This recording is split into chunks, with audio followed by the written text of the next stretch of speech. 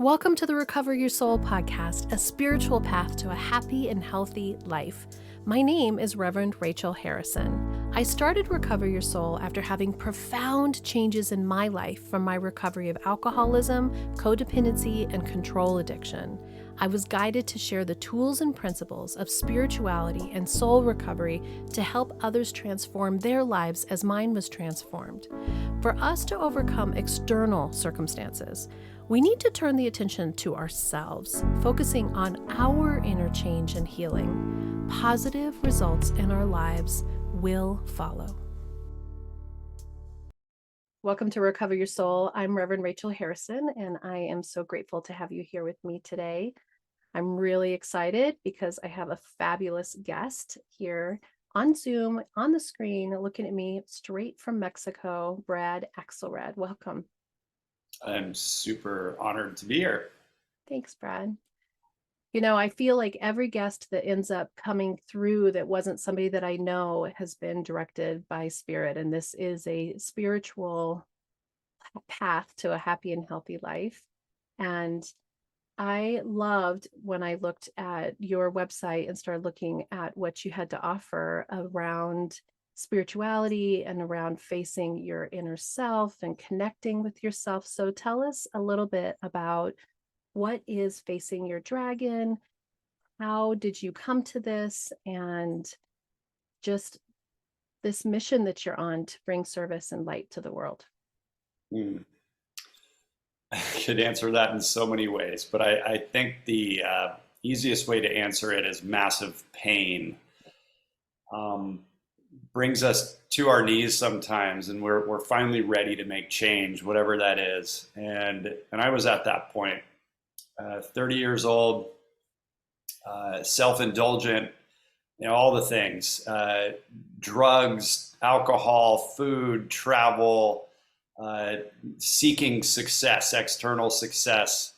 And I had done some, internal looking, but was really ready for serious change. And that came by way of the Hoffman process, which is a really, really profound work. I hope we can dive into that some. I've done the Hoffman Essentials weekend. Oh, interesting. As well. Yeah, I loved it. Yeah, so in 2003, I was finally ready, and that's their tagline. When you're ready for change, I think is their tagline. And I was really ready for it and knew that I can change. And I believe that people can change. A lot of times people will say, people can't change. I don't agree with that at all. I think we have the absolute capacity to change so much about who we are. So that was the Tony Robbins in 2000, the Hoffman process in 2003. I said, wow, this is really special. There's something here. I want to keep this in my life. How do I continue to have Hoffman in my experience and other things like that? And in 2005, my dad passed. That was the defining moment for me to really make the big shift. And 36 hours prior to doing the second edition, the Q2 of Hoffman, my father had passed. I was at his bedside, and then I drove another 2 hours north to go to the Hoffman process, crying, wailing, totally broken from watching him take his last breath. People in the process were probably looking at me like, we haven't even started yet. Why is he crying? So I raised my hand there to keep the process in my life. I became the Orange County graduate facilitator for the process. And that led me into producing more events. And fast forward a little bit, produced over 200 live events with some of the biggest thought and business leaders on the planet, and attracted major media outlets. And it was time to move from bradaxelrad.com to having my own brand. Face Your Dragon came from the culmination of my life's work, racing semi-professional motocross, having to face fears regularly in extreme sports and in life. The biggest fear we'll face and dragon will face is ourselves. It's looking inside.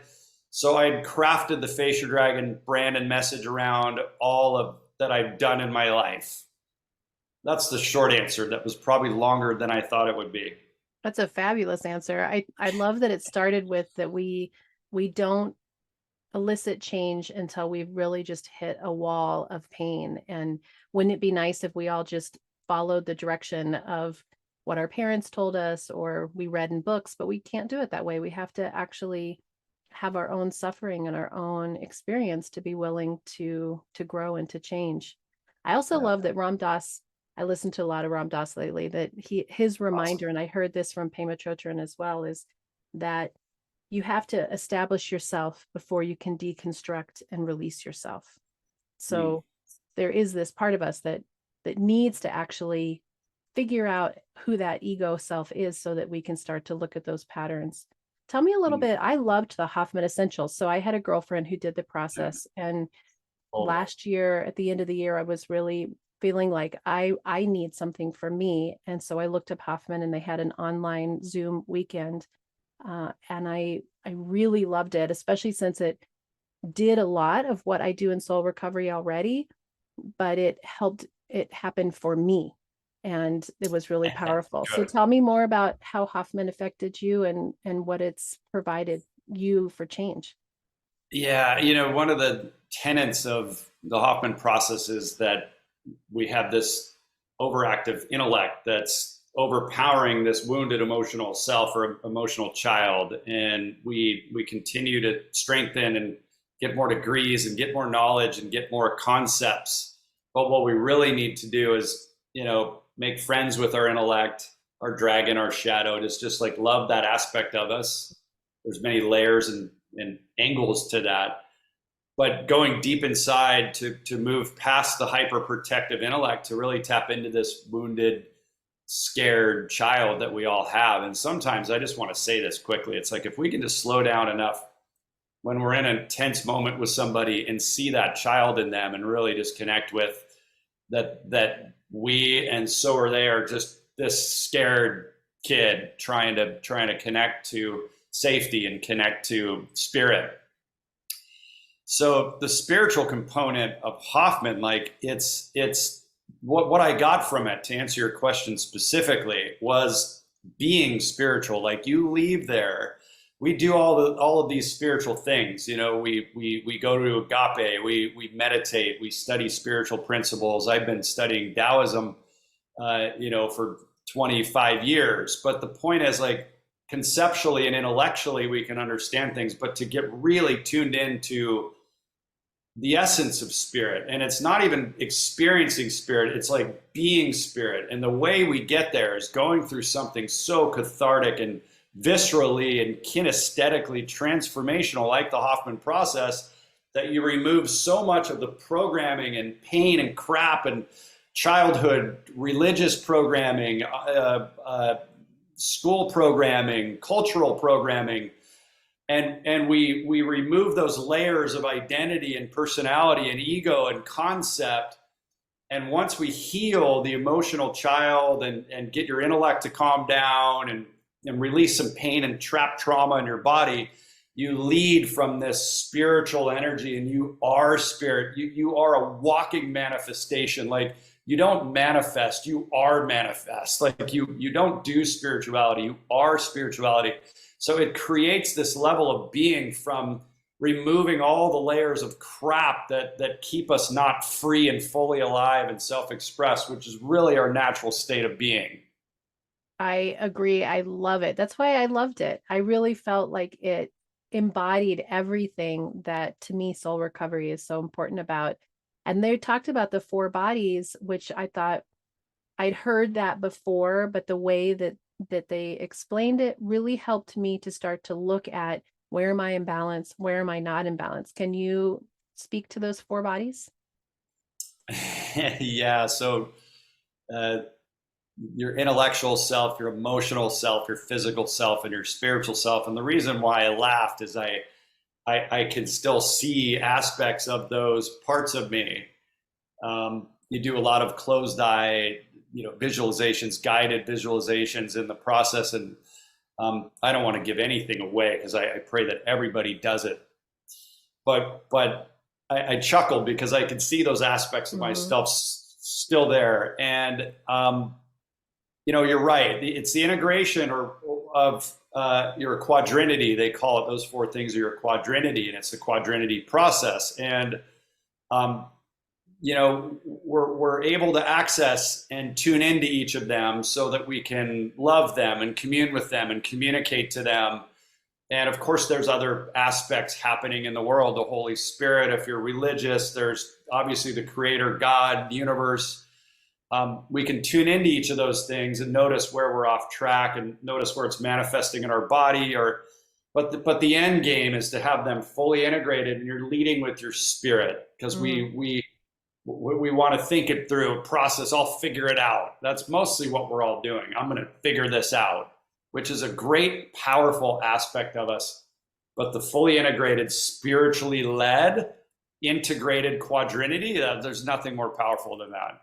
I love that. Yeah. And I don't want to give too much away either, because I encourage people to either do the process or to do the weekend on Zoom, which I felt was incredibly powerful. And then they also have these fabulous resources, allowing people to continue to have check-ins and stuff. So it's great. So one of the things that I heard you talk about in the podcast that I was listening to with you that kind of goes with this is pattern matching, recreating the painful life episodes that we've had when we were younger. And I felt that was really powerful, because in soul recovery, we're doing the same. We're looking at these patterns that were created, these old belief systems, and seeing where it no longer serves us, and of course we have become codependent, or of course we're into our addiction, or of course because we had these situations. Can you speak on to the pattern matching and maybe how that was in your life for you to start to see that and change those? Yeah, so we're, like we had talked about before we get on this, I'd heard this from a men's organization a long time ago, that we're either on purpose or we're addicted. And typically, Can you say that again? That was so good. We're on purpose or we're addicted. Right. And these patterns get in the way from us really living a fully expressed, fully like centered, empowering, fun, playful, like the whole range of emotions are so important. And the patterns get in the way. The way I like to explain the patterns, it's like we have all these triggers or buttons on us, right? Say we've got 100 of them on our chest here in our stomach, and we're walking through the world and something or someone is pushing these buttons all day long, right? So when you go do something like the Hoffman process, now mind you, I've produced over 200 live events and attended well over 100 personal development deep dives, small, big seminars, small workshops. Like I've done them all and produced many, and done a lot of plant medicine and other things to really explore. And we can talk about that if you want. But the point is, there's all these buttons and triggers, and when you go to Hoffman, about 80 of them disappear. And it's not through an intellectual process or understanding more concepts. 80 of them are gone through the process. It's 7 days now. It used to be 8. No, like they take away your cell phone, no sex, no masturbation, no reading, no meditation, no exercise, no music, whatever you do to distract yourself. We're either addicting or distracting ourselves, typically, if we're running from our pain or seeking pleasure. But most of the time, that's just dopamine chasing, trying to avoid the pain that we're in. It's a lot of addiction. So the point is, 20 of these 100 patterns are still left over. 2 of them are still like a level 8 or 9 out of a scale of 1 to 10. The rest are like 3s and 4s, but they're still there. And that's the work we get to continue to dive into and peel the layers. And what you said, pattern trace back to where we learn these behaviors. These ones are pretty strong. They're deeply grooved. There's some strong neural nets that are keeping them in our experience physically, neurologically. So the beauty of understanding where we learn them, we're simply either modeling or rebelling our parents' behaviors and patterns. We're either doing what they taught us consciously and unconsciously, or doing the exact opposite. So if we can go back and trace back to where we had this experience of whatever it is, fear, codependency, jealousy, like that's the work. I don't want to give it away too much, but that when you can get back to the experience and relive it, re-experience, find that wounded emotional child that's living in that experience, kind of love that child in that moment, that can help heal it. We want to love patterns, love our dragons. Mhm. That's really the key. Yeah, when I work with people doing spiritual coaching, we do these practices of going back and discovering what those memories were, those core wounding memories, and then Perfect. looking at how we're continuing to match that emotion, match that pattern. And it's amazing how once you can see it, it's like everything changes. As soon Yeah. as you see it, and there's so much power around it. And I love that you talked about the neurons in the brain, because I don't think we really realize how much we've wired our paths. And so I was just had a women's retreat last weekend that was fabulous here in Colorado. And we were talking about that. It's like you always go to the store the same way. And if you decide that you want to take a different route, you have to really consciously decide to go a different route until that becomes more natural. So it makes sense that that's how our brains work. Yeah. So tell me about the dragons. Tell me about on your website you have 5 dragons, and you're mainly a coach for coaches, but clearly a spiritual teacher. So we were saying, how do these dragons relate not only to people in coaching but in business? Yeah, I want to speak to the addiction piece quickly and then move on Yes. to these dragons that might frame it up as well. Like whatever we're recreating in our lives, we're addicted to, right? We're seeking that youthful, unconscious chemical release that we had from when we were a child, whether it's adrenaline. For me, that was my addiction for a very long time. uh, Adrenaline, and I would create situations in my life racing motocross, doing extreme sports. Now there is a thing where men in particular like to really live at our edge. We feel fully alive then. And that's why I'm an entrepreneur and all these other things, or at least these are stories I've had. But I think deep down there's this level of addiction to adrenaline, and if we don't really understand what we're getting out of a situation or an experience, like, wow, that got me dopamine or that got me serotonin or oxytocin. Like, it's super important to understand what's happening through these experiences. So um, Would you let's say that dive into people the, have yeah. this similar addiction to other human beings, to relationship? Do you see that as well?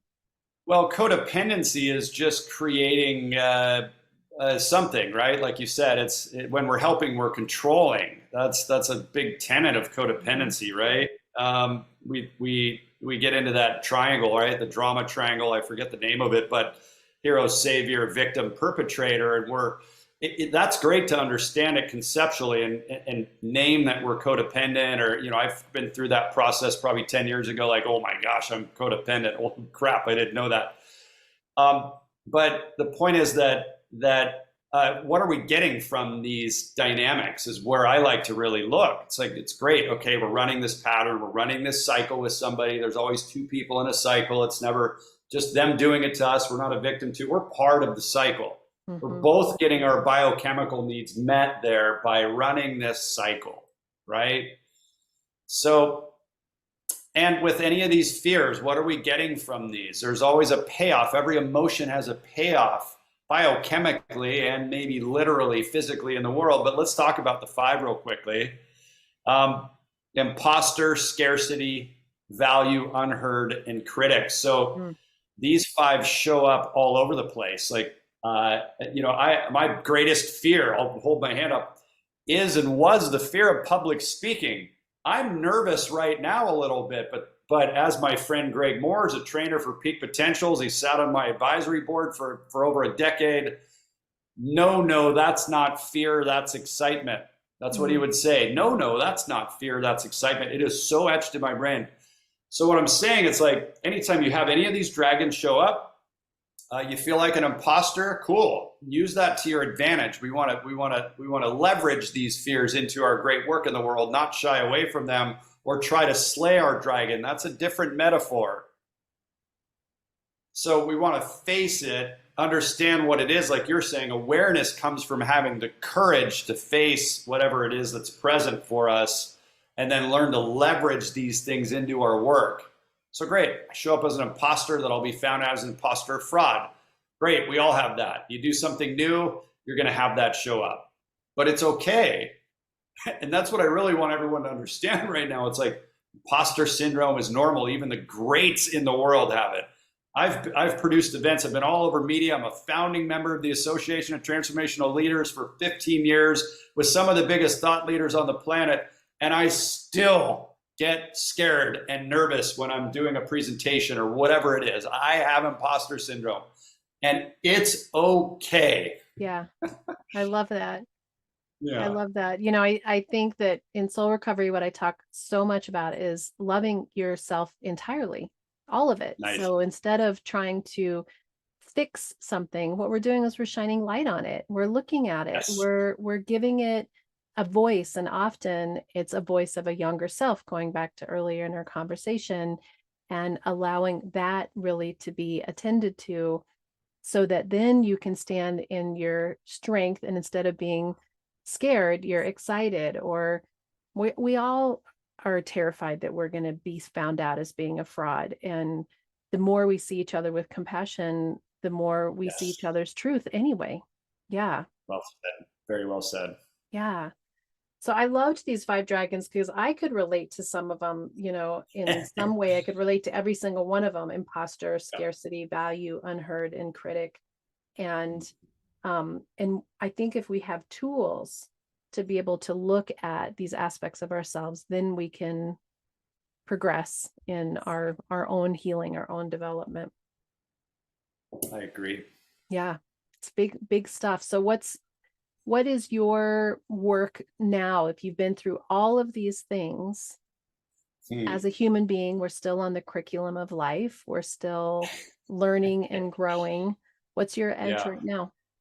Yeah, such a good question. I moving in with my girlfriend 8 days ago is a great teacher. Mm-hmm. So exploring that depth of intimate communion here in Mexico. I live just outside of Playa del Carmen, so learning a new language. Always being the adventurous soul, I needed a big shift from the U.S. years ago. I started my nomadic adventure over 10 years ago, but that feels like a really big edge. So being able to lovingly communicate when I don't want to, when I'm feeling challenged by what I'm experiencing as somebody else doing something to me, which is all negative transference. Let's talk about that for a second. If we're experiencing being a victim in some way, sometimes it does happen though. I think there's unfortunately too much victim shaming, like, oh, you're just saying you were abused by a narcissist. Everyone's saying that. No, it actually happens a lot. Yeah. We need to really be mindful and compassionate when that does happen.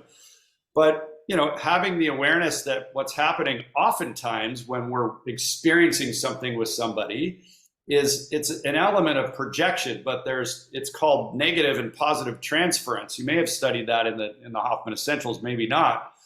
But there's this thing that happens where we'll superimpose mommy or daddy or surrogate parent or some other person from our childhood, typically our parents or surrogate parents, onto somebody else, and we're experiencing them.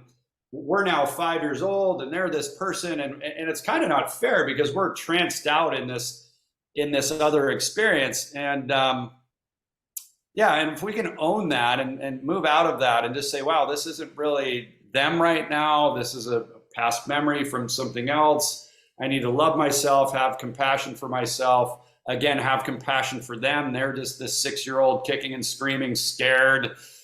So we're all in that experience. I love that you're willing to talk about that, because I think relationship is one of our number one teachers and learners of how to be in connection with each other. And I tell the story about in my own marriage, I decided it was really important for me to take care of myself and do my healing before I made a big decision about whether I was going to stay or go in the relationship. Nice. In my situation, it ended up being a stay, but that element of us that needs to really say, me first, heal me first, and then I can actually see the world more clearly. Right. Yeah. Right. Yeah, we're tranced out so oftentimes by our pain and our trauma, again, running to addictions or distractions, whatever that may be, drugs, alcohol, pornography, social media, Netflix, working, exercise, right? So what I have my clients do oftentimes is stop everything. I just say, I call it stop. And what that means is you don't do what you would normally do for 90 days. No sex, no drugs, no alcohol. And you journal, and you feel it all. Like there's just so Mm, much power in feeling everything. And then building from that place of all that raw energy and not trying to, push it away somehow. There's great power there. that sounds really powerful. 90 days. 90 days, no Wow. sex, no drugs, no alcohol, and then sometimes they'll feel so good they won't want to go back to any of that. Right. They'll mind the gap in their decisions, and really what that whole process is about is feeling the feelings. Oh my gosh, turn to a drink. Oh my gosh, turn to sex. Oh my, whatever it is that when you have that discomfort show up, and it's unfortunate. Let me back up.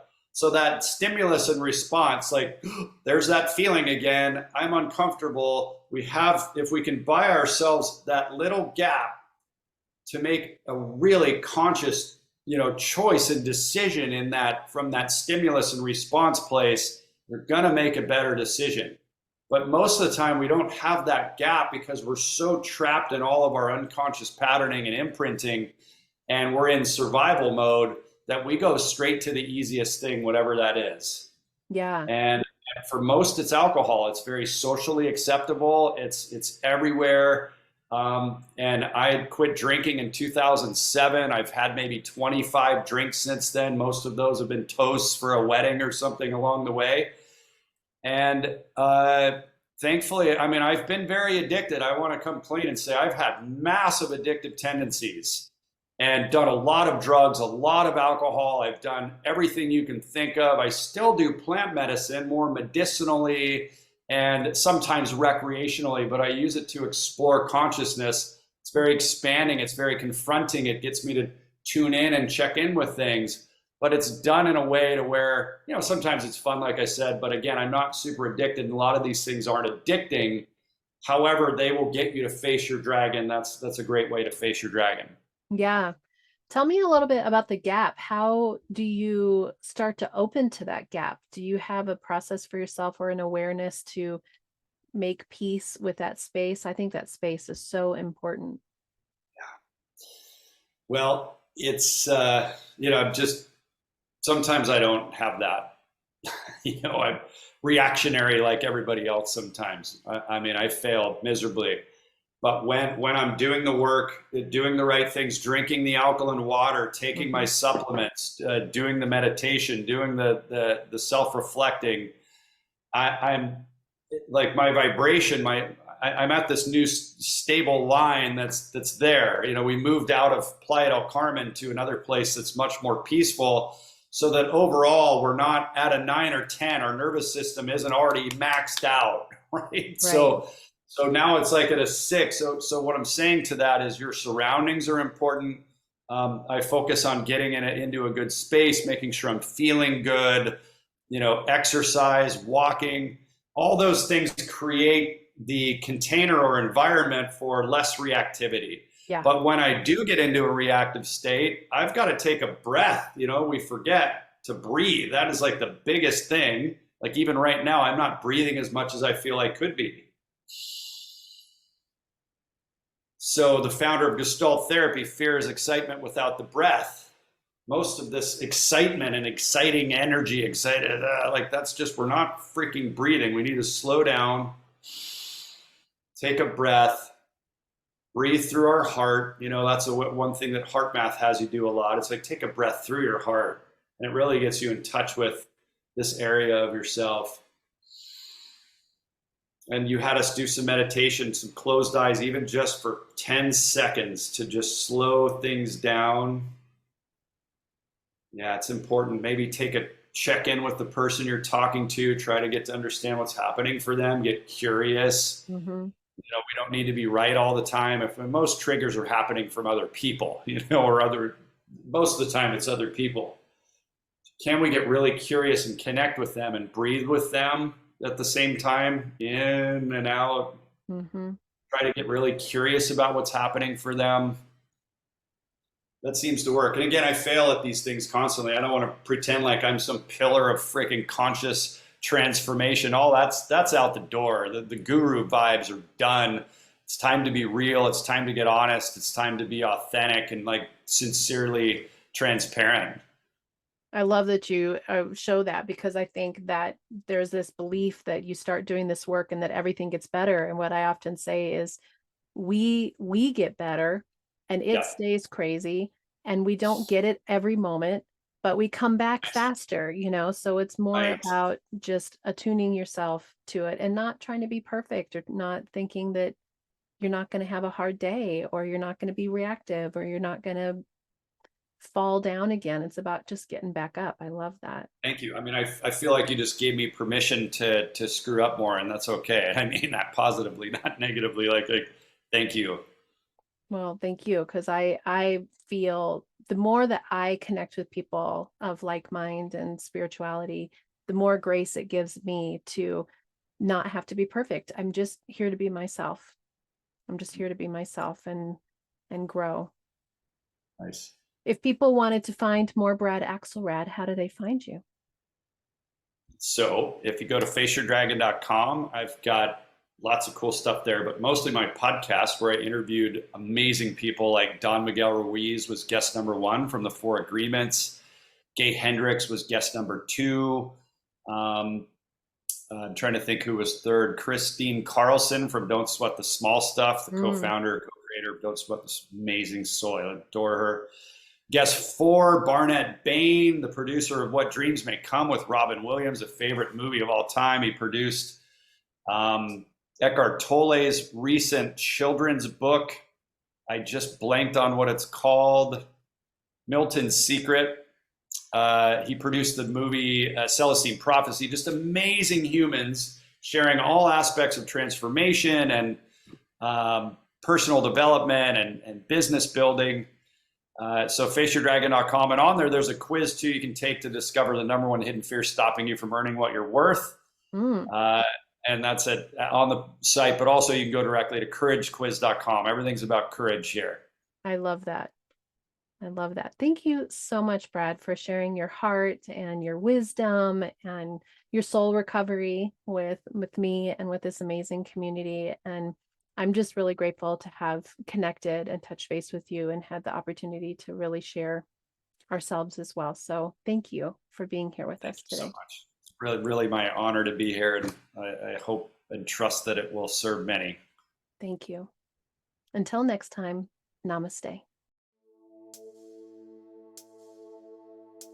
Thank you for listening to this episode of the Recovery Soul podcast and being part of this amazing and growing community.